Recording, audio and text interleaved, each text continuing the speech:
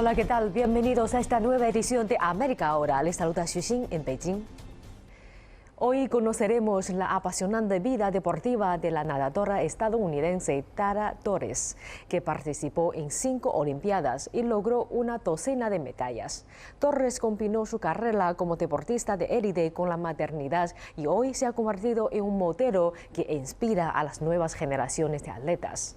Y en nuestro segundo reportaje de hoy analizaremos el enorme desarrollo que están teniendo las empresas emergentes en Argentina. Descubriremos sus secretos y experiencias y por qué se han convertido en un modelo para el resto de Latinoamérica y el mundo. Quédense con nosotros, comienza América Ahora. Tara Torres, una carrera de 24 años y 5 Juegos Olímpicos.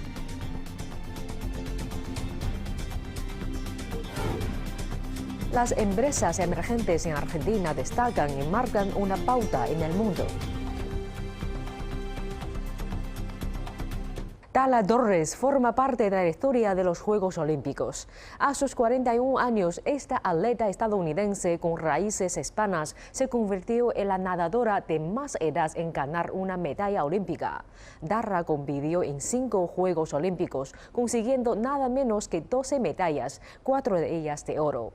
Hoy, a sus 54 años, Tara espera ser una inspiración para las nuevas generaciones.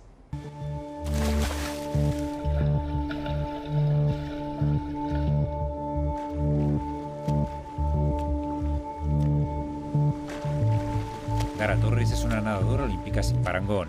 5 Juegos Olímpicos, 12 medallas olímpicas obtenidas a lo largo de una carrera que se prolongó durante 24 años.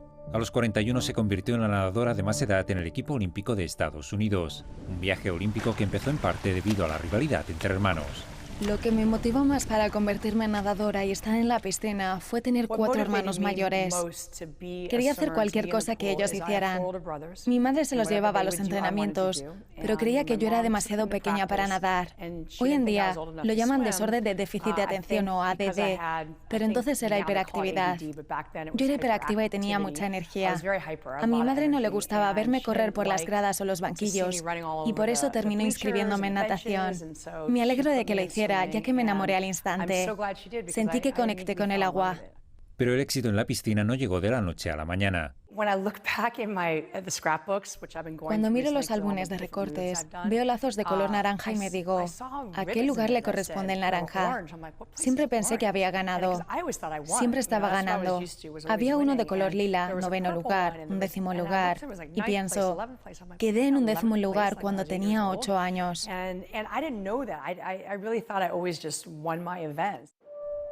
El padre de Tara, Eddie Torres, era el propietario de un casino en Las Vegas con raíces hispanas. Si bien su madre, la modelo Marilu Cauder, asistía a sus carreras, Eddie solía estar ocupado con el trabajo. Él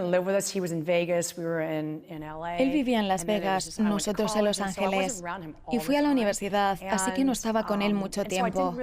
No tuve la oportunidad de aprender sobre sus raíces hispanas ni su judaísmo, mis hermanos tampoco. Trabajaba todo el tiempo y creo que de ahí saqué mi mentalidad sobre el trabajo duro.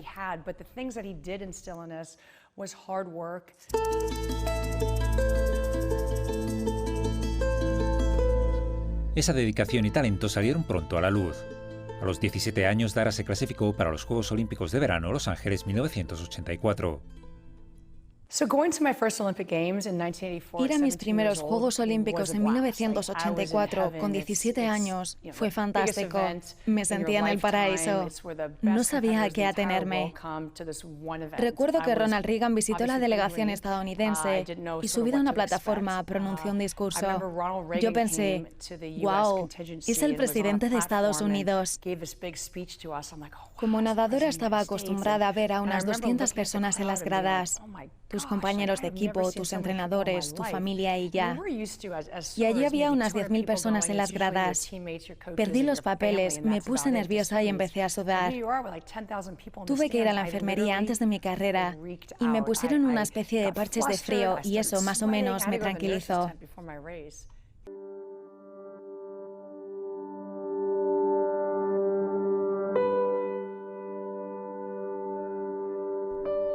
A pesar de esos nervios, Tara ganó su primera medalla olímpica. oro en los relevos 4x100 estilo libre. Ganar el oro en mis primeros Juegos Olímpicos fue increíble. Imagínate siendo adolescente, habiendo terminado el penúltimo año de secundaria y que te pongan una medalla de oro en el cuello, mientras suena el himno nacional, izan la bandera estadounidense e intentas no ponerte a llorar. Lamentablemente, Dara pronto se encontró a sí misma en un lugar menos apacible. Desarrolló un desorden alimenticio. Recuerdo que mi entrenador quería que perdiéramos peso constantemente. Era su filosofía, pero no podías echarle la culpa, porque en la década de 1980 no sabíamos qué era lo correcto al respecto. Nos decía que cuanto más intimidante parecieras en los bloques de salida, más amedrentadas estarían tus oponentes. Quería que perdiéramos peso, que adelgazáramos, pero no había un razonamiento detrás. Se acercaba a la báscula y acto seguido te decía, tienes que perder 2 libras, y así funcionaba. Recuerdo volver a mi habitación compartida y dirigirme al baño. Había una chica allí. No la conocía y parecía muy enferma, pero me dijo, estoy bien, pero tengo entendido que vosotras, las nadadoras, tenéis que perder peso constantemente. Y me introdujo a los atracones compulsivos y a las purgas. No sabía hasta qué punto eso podía afectarte ni las consecuencias que tenía hacerlo, pero se convirtió en algo habitual. Cuanto más nos pesaba el entrenador, más quería comer de forma compulsiva y purgarme. Por eso no estaba adquiriendo los nutrientes que necesitaba. El desorden alimenticio repercutió en el rendimiento de Dara en los Juegos Olímpicos de Verano Seúl 1988. Los Juegos de Seúl son definitivamente mis menos favoritos. Fueron unos Juegos Olímpicos muy malos. Mi desorden alimenticio me afectó mucho. En una de las finales de relevos, me apartaron y pusieron a otra nadadora porque iba muy despacio.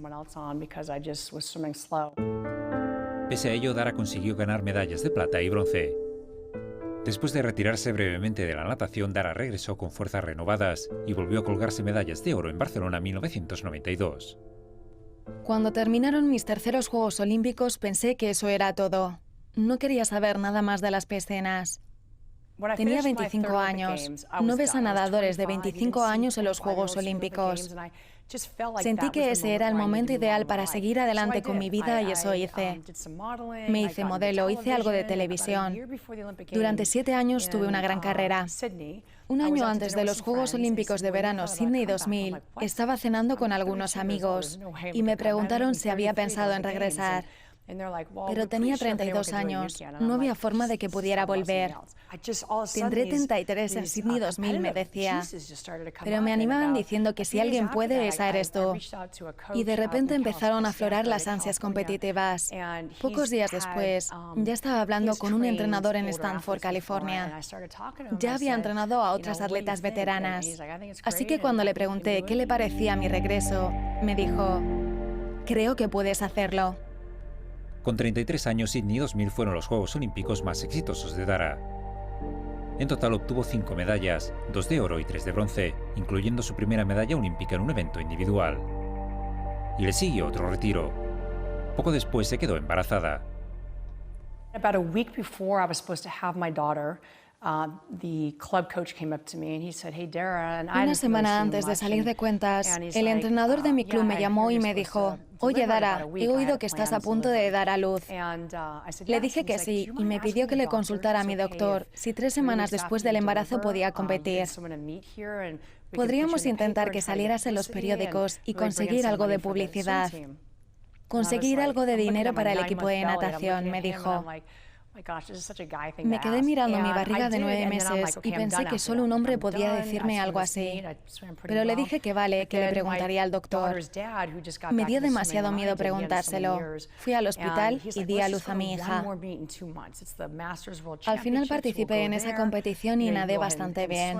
El padre de mi hija, que también había vuelto a nadar, me dijo que podíamos ir a una competición más en unos 2 meses, el campeonato Masters. Me aconsejó que fuera, nadara y lo dejara ahí.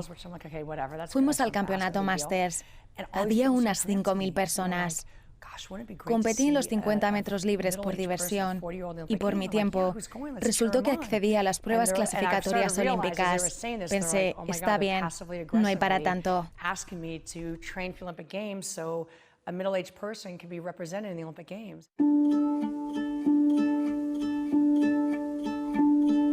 La posibilidad de que una nadadora de 41 años ocupara una plaza en el equipo olímpico estadounidense llamó la atención de la prensa.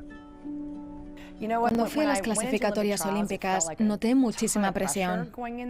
Sentí la presión de mucha gente de mediana edad, de todo el mundo que quería que lo hiciera bien, de hacerlo bien. Les hubiese dado esperanzas, que si lo dan todo, quizás pueden conseguir lo que deseen, que si lo dan todo, quizá pueden combinar tener hijos con conseguir lo que se proponen. Y terminé ganando los 100 metros libres, algo que no me esperaba.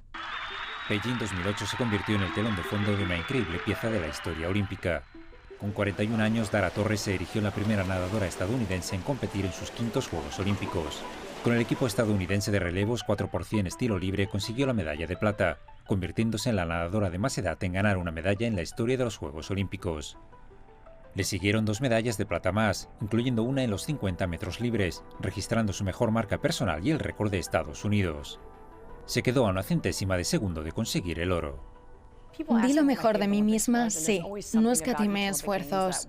Entrené tal y como quería entrenar. Comí lo que debía comer. Ese día entendí que no podía haber hecho más de lo que hice. Di lo mejor de mí misma. No estaba destinada a ganar la medalla de oro. Debía entender eso, si no, no hubiese sido capaz de vivir el resto de mi vida recordando que me quedé sin medalla de oro por una centésima de segundo. La gente me pregunta cuáles fueron mis Juegos Olímpicos favoritos, pero cada uno de los Juegos tuvo algo que lo convierte en mi favorito. Sin embargo, el hecho de tener una hija esperándome en casa después de los últimos Juegos Olímpicos y con quien podía compartir esa vivencia, creo que hace de Beijing 2008 una experiencia muy bella en comparación con otros Juegos Olímpicos. Dara sigue centrándose en promocionar el bienestar y la salud. Intentó clasificarse para Londres 2012, pero no lo consiguió. Tras 24 años y 5 Juegos Olímpicos a sus espaldas, su carrera como nadadora llegó a su fin. Pero espera que su historia sirva de inspiración. Lo más gratificante fue el viaje. Trabajas muchísimo y sacrificas muchas cosas. Te entregas muchísimo, organizas tu tiempo para ser él o la mejor en lo que haces. Aprendes mucho sobre cómo eres para hacerlo lo mejor posible. Para mí, esto fue lo más gratificante de mi carrera.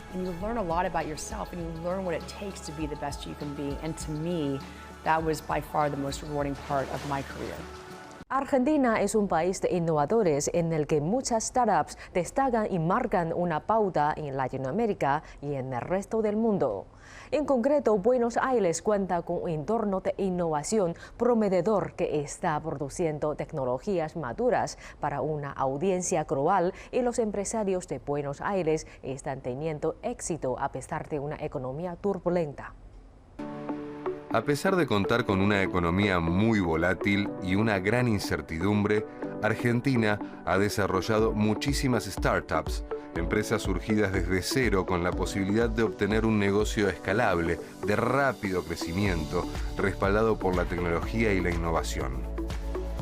Este es el caso de la empresa Descuento City, que nació hace ya más de 10 años de la mano de jóvenes con menos de 25 años que apostaron por desarrollar su empresa en las redes concentrando descuentos y promociones y que luego terminó derivando en una página especializada en turismo. Mi nombre es Julián Gurfinkiel, tengo 30 años.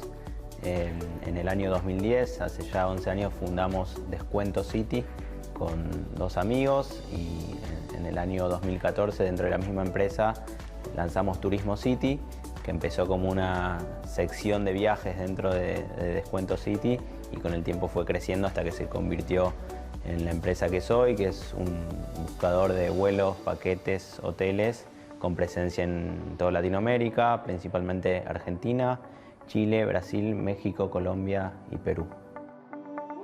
Turismo City es un desprendimiento de una empresa que teníamos que consistía en un sitio de cupones de descuento. Teníamos cupones de todo tipo, de gastronomía, de belleza, de tecnología y de viajes. Y cuando vemos que empieza a crecer el interés de los usuarios por todo lo que eran descuentos en viajes y en el mundo también empezaba a crecer todo lo que era viajes online, venta de paquetes online, ahí fue que decidimos cambiar de rumbo y dedicarnos 100% al rubro turismo. Y bueno, fue como lo que se llama en el mundo de startups pivotear, un giro de 180 grados. Es difícil definir qué es una startup, ya que hay muchas discusiones de qué pasa, por ejemplo, cuando una empresa empieza como startup, que es, se juntan 2, 3 o una persona y comienzan con un proyecto, ahí es una startup, pero la pregunta es hasta qué punto sigue siendo una startup o ya pasa a ser una empresa. Hay gente que sigue llamando startup a empresas como Mercado Libre, que cotizan en la bolsa y tienen valuaciones de miles de millones de dólares. Entonces yo diría que startup es un emprendimiento que comienza con los fundadores trabajando y bueno, aspira a convertirse en una gran empresa, pero que todavía no lo es. La pregunta es ¿cómo surge una startup? ¿Qué es lo que motiva a una empresa a invertir en algo con bastante incertidumbre? Y para ello, la especialista en empresas emergentes, Daniela Cron, nos brinda su perspectiva. La principal dificultad es la de encontrar financiación para desarrollar las startups. Algunos obtienen ayuda de fondos de inversiones, otros lo hacen de forma particular y en muchos casos también se recibe apoyo de organismos estatales.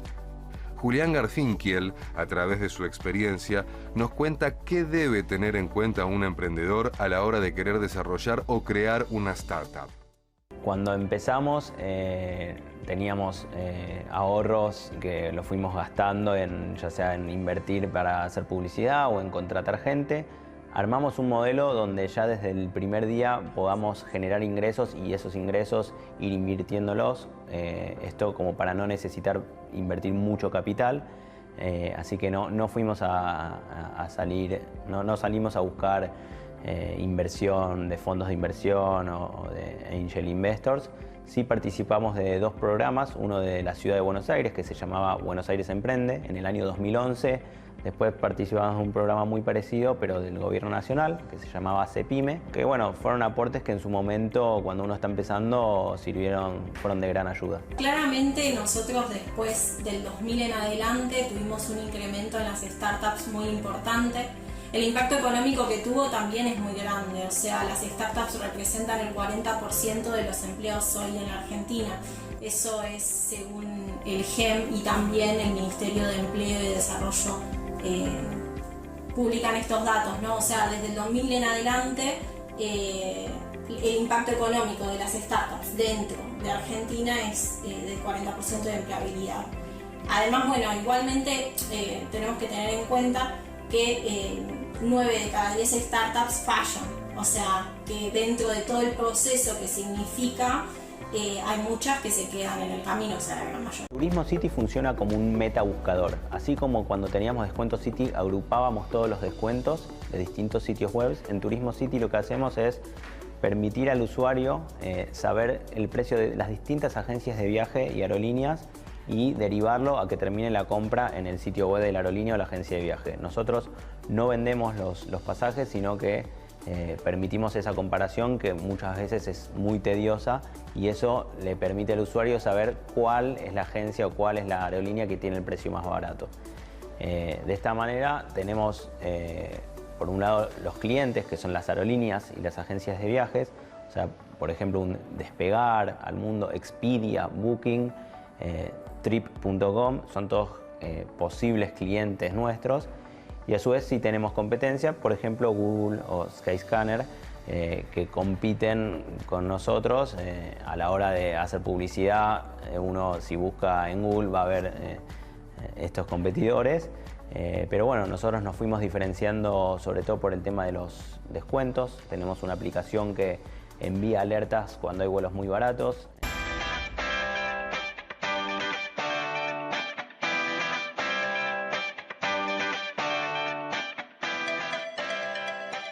Turismo City surge en Argentina y nos fuimos expandiendo, primero a Chile, después Brasil, México, Colombia, Perú. Esos son los países de habla hispana con más presencia. Y en el año 2020, en la mitad de la pandemia, en diciembre, anunciamos la adquisición de Fair Compare, que es una empresa de Estados Unidos, y eso nos permitió expandirnos en muchos países anglosajones. Hoy en día con Fair Compare tenemos presencia en Estados Unidos, Canadá, Reino Unido, Australia, Sudáfrica, entre otros países. Así que hoy ya la presencia de la empresa entre Turismo City y Fair Compare es en todo el mundo. Hoy en día entre las dos empresas somos 32 personas y después hay distintos colaboradores que se van sumando para algunas tareas puntuales.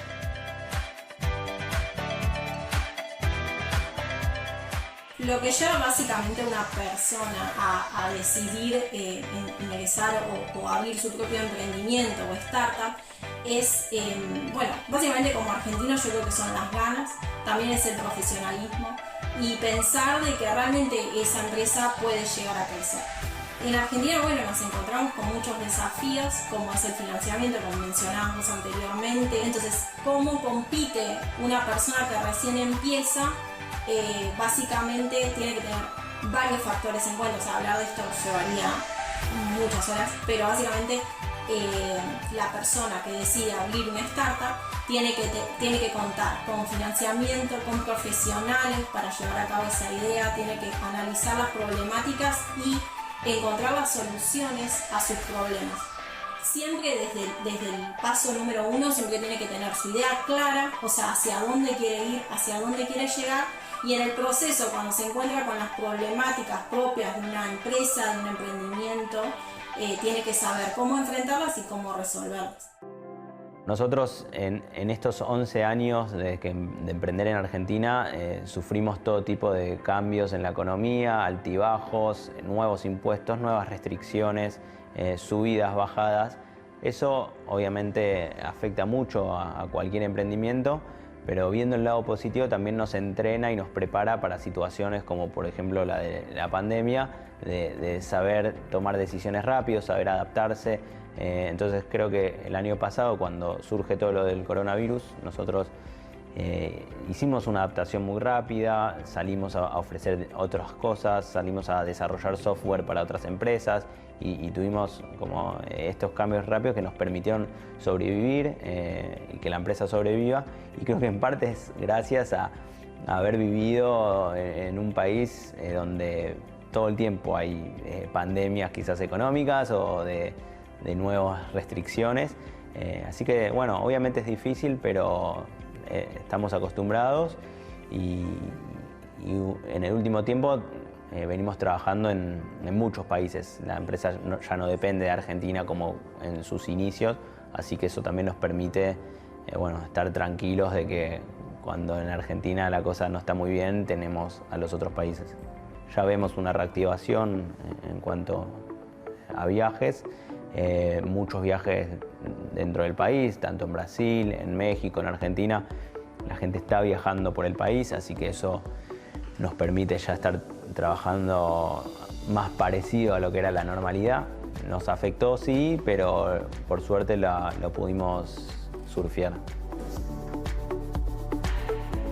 A alguien que quiera crear una startup es difícil dar un consejo, pero se me ocurren varios. Por ejemplo, está el tema de la idea. Muchas veces el que tiene una idea tiene miedo a contarla o no la comparte mucho. Yo creo que hay que hacer al revés, hay que contarla lo más posible a la mayor cantidad de gente posible para recibir mucho feedback, recibir consejos, tratar de buscar referentes de esa industria y contársela y ver qué pasa, porque el miedo a que te la copien, yo creo que lo importante, más allá de la idea, es cómo la vas a implementar vos, así que no tendría ese miedo. Así que en primer lugar, con respecto a la idea, no tener miedo, salir y compartirla lo más posible. Diría de no emprender solo o sola. Me parece que está bueno buscarse 1 o 2 socios complementarios, donde uno se pueda dividir un tipo de tareas y otras bien diferentes. Eso me parece, te diría, casi fundamental. Lanzar lo más rápido posible, quizás para empezar a probar. No hace falta estar 2 años desarrollándola hasta tener el producto súper terminado. Quizás se puede armar algo como un MVP y lanzar, probar el mercado, probar qué dicen los usuarios y con el tiempo ir mejorándolo. Ese es un consejo que a nosotros, por ejemplo, nos sirvió mucho. Las 2 veces hicimos algo así, pero bueno, también puede pasar en alguna industria. Obviamente, si vas a lanzar un cohete, no puedes lanzar así nomás. Sí tenés que estar mucho tiempo hasta tener el producto bien terminado, pero en algunos casos conviene quizás hacer como un producto mínimo viable para para testear el mercado. En el año 2013, justo antes de lanzar Turismo City, probamos a hacer una red social parecida a Pinterest que se llamaba Descuento City Friends. Era una red social donde los usuarios se logueaban con Facebook y compraban, comentaban los cupones, los compartían y todo eso se les compartía en su Facebook.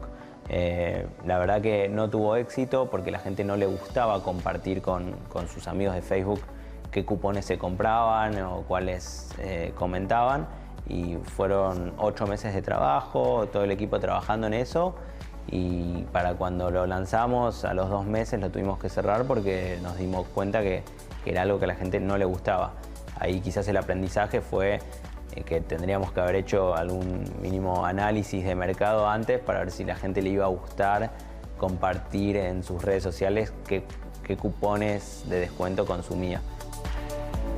Yo creo que las startups, sobre todo veo muchos casos acá en Argentina, cada vez tienen más posibilidades de lanzar desde un lugar hacia el mundo. Eso es algo que se está viendo cada vez más. Empresas argentinas triunfando ya sea en Estados Unidos o en Latinoamérica, en Europa.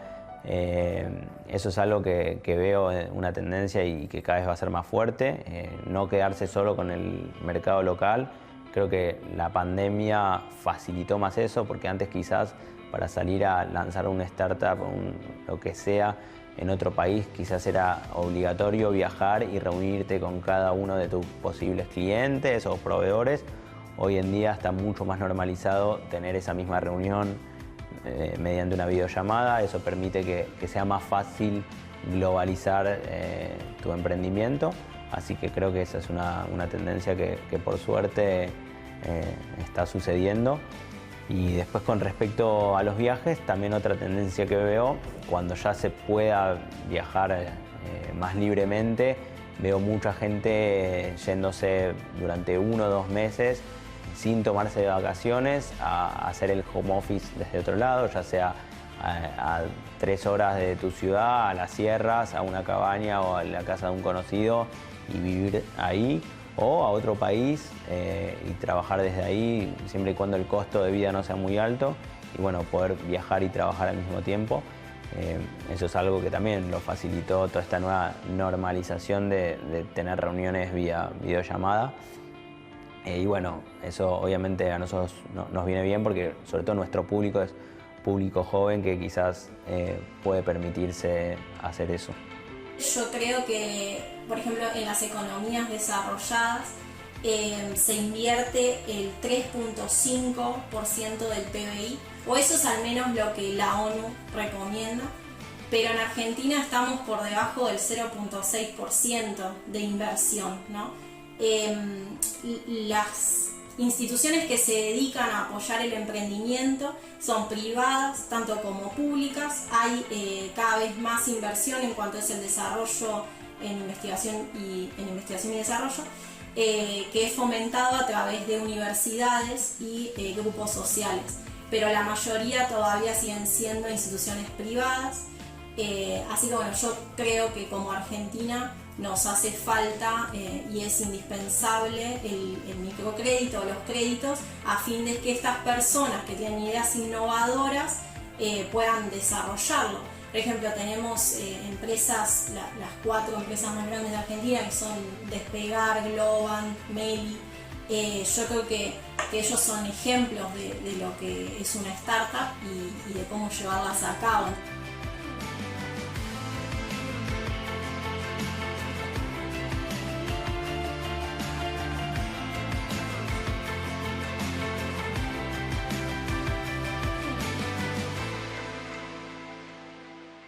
Así concluimos esta emisión de América Ahora. Gracias por sintonizarnos durante esta media hora.